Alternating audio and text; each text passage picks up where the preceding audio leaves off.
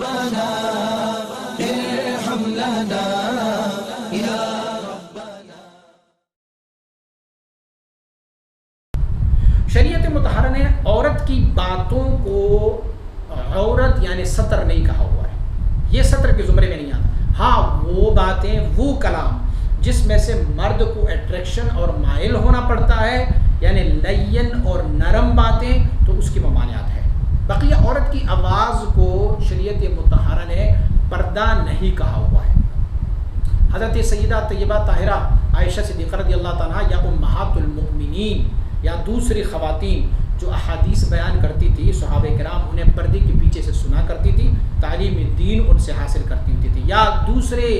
صحابیات جو حضور نبی اکرم صلی اللہ علیہ وسلم سے کوئی سوال پوچھنا چاہتی تھی، یا دوسرے صحابہ کرام سے کوئی سوال پوچھنا چاہتی تھی۔ بہت زیادہ اس طرح تذکرے موجود ہے کہ ایک خاتون حضرت ابوبکر صدیق کی خدمت میں حاضر ہوئی، اس نے یہ بات کی، ایک خاتون حضرت عمر کی بارگاہ میں حاضر ہوئی، یہ بات کی، عثمان رضی اللہ عنہ کے بارگاہ میں، حضرت علی کرم اللہ، صحابہ کرام کے بارگاہ میں۔ تو معلوم ہے کہ عورت کی محض کلام جو ہے، ان کی آواز یہ ستر اور پردے میں شامل نہیں، ہاں وہ آواز جس میں سے مرد اٹریکشن لے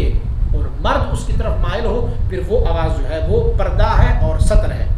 یا پھر ایسے ہو کہ خاتون جو ہے وہ کوئی گانا گائے یا کوئی ایسا شعر ان کا یا کلام اور شعر ایسا وہ گائیں کہ جس کی آواز کی لذت اور آواز کی اس لے کو مرد حضرات ان کے دلوں کے اپنی طرف راغب کر لے، تو یہ بھی ناجائز ہے، یہ بھی حرام ہے، کیونکہ اللہ رب العزت نے فرمایا فلا تخضعن بالقول فیطمع الذی فی قلبہ مرض وقلن قولا معروفا۔ اللہ رب العزت نے فرمایا،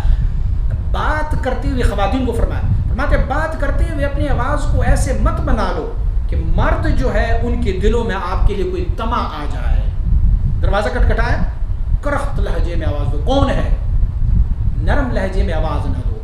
سلام کیا تو سلام میں بھی بہت زیادہ اختلاف موجود ہے۔ سلام کیا تو اگر جواب دینا ہے تو بھی کرخت لہجے میں، نام پوچھا تو کرخت لہجے میں، کسی دکاندار کے ساتھ ریٹ وغیرہ طے کرنا ہو تو وہ بھی کرخت لہجے میں، کیونکہ عام طور پر اگر ایسے الفاظ بولے جائیں اور لہجے کو ایسے بنائے جائیں تو مرد جو ہے اس کی طرف مائل نہیں ہوتا، لیکن اگر آواز کو پھر وہ نرم کر لے اور یا پھر وہ گنگناتی رہے یا شعر پڑھتی رہے تو اس میں سے مرد کی اٹریکشن کے بہت زیادہ چانسز بن جاتے ہیں۔ اسی لیے خاتون کی آواز بذات خود تو عورت نہیں ہے، مگر وہ آواز جو فتنے کو پھیلا رہی ہے، جو لوگوں کو اپنی طرف مائل کرتی ہے، وہ آواز ان کی جو ہے وہ